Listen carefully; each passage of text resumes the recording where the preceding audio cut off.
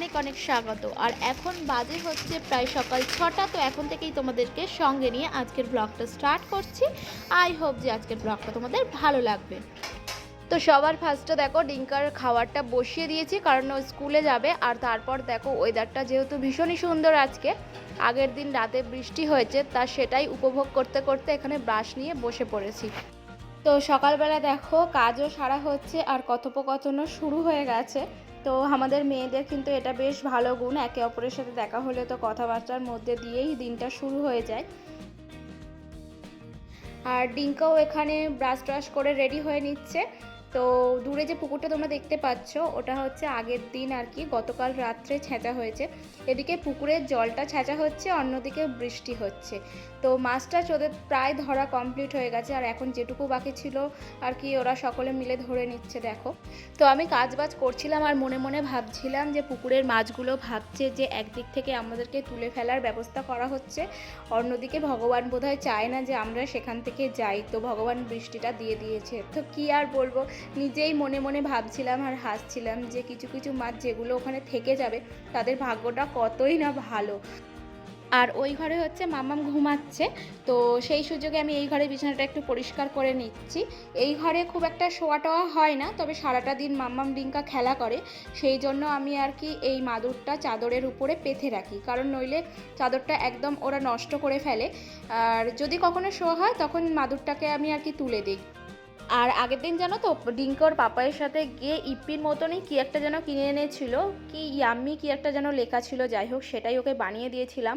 আর ওটা এতটাই ঝাল ছিল কি বলবো তোমাদেরকে। আর এখানে দেখো ডিঙ্কাকে একটু রেডি করিয়ে নিচ্ছি, আর ওকে তো একদমই কি বলবো ধরে বেঁধে রেডি করাতে হয় আর কি, এক হাতে ধরে থাকি আর এক হাতে রেডি করাই, নইলে মানে সুযোগ পেলেই ও এদিক ওদিক চলে যাবে আর কি। বকাঝকা আমার কিন্তু মুখ চলতে থাকে। তো তোমরা ক্যামেরায় কতটা বুঝতে পারছো আমি জানি না। আর চিৎকার চেঁচামেচির পরে কিন্তু এটাই আমার স্যাটিসফ্যাকশান, এটাই আমার গিফট বলতে পারো, এই যে আমাকে আদর বেশে একটু চুমু দিয়ে দিল। আর এরপর ডিঙ্কাও স্কুলে চলে গেছে আর মাম্মামও দেখো উঠে গেছে। তো মাম্মামকেও একটুখানি ফ্রেশ করিয়ে দিলাম।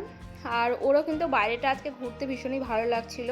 আমার নিজেরই ইচ্ছা করছিল না যে আমি আর কি ঘরে গিয়ে রান্না করি, বাইরেটার ওয়েদারটা এতটাই সুন্দর ছিল। তো যাই হোক, এরপরে মামামকে খাইয়ে টাইয়ে আমার আর তোমাদের দাদা ভাইয়ের জন্য ব্রেকফাস্টটা বানিয়ে নিলাম। তো আজকে ব্রেকফাস্টে ছিল হচ্ছে ডিম ভাজা আর মুড়ি, আর বিশেষ কিছু করিনি। তো ডিম ভাজা দিয়ে মুড়ি খেতে কিন্তু বেশ ভালোই লাগে, সঙ্গে একটু শশা হলে কিন্তু মন্দ হয় না।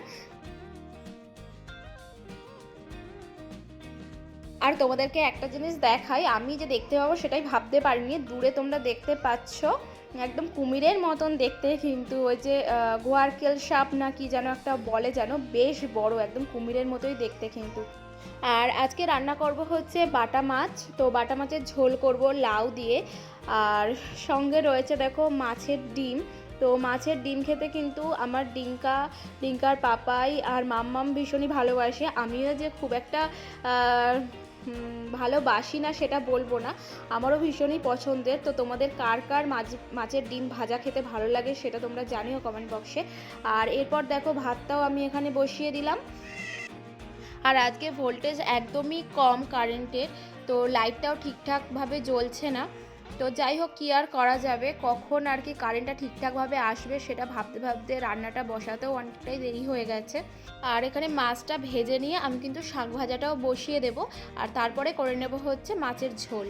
তো রান্না করতে করতে একটা অঘটন ঘটে গেছে, তোমাদেরকে তো বলি ডিঙ্কা মাম্মাম সারাক্ষণ বিছানার মধ্যে লাফালাফি ঝাপাঝাপি করতে থাকে।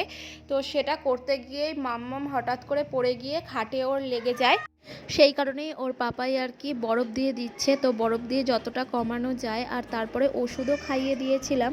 তো বরফটা ও একদমই দিতে দিচ্ছিল না, প্রচণ্ড কান্নাকাটি করছিল, প্রচুর ব্যথা পেয়েছে ও। তো খুব কান্নাকাটি করছিল বলে দেখো দুজনকে দুটো পেপসি দিয়ে ভুলিয়ে দিয়েছিলাম, আর ওদের সাথে আমিও কিন্তু বাচ্চাদের মতন পেপসি খেতে বসে গেছিলাম। আর এই পেপসিগুলো দেখলেই না ছোটোবেলার কথাটা যেন মনে পড়ে যায়, এই পেপসিগুলো খেতে কতই না ভালোবাসতাম তখন। ছোটোবেলায় আইসক্রিমের গাড়ির ঘন্টা বাজলেই রাস্তার দিকে দৌড় মারতাম।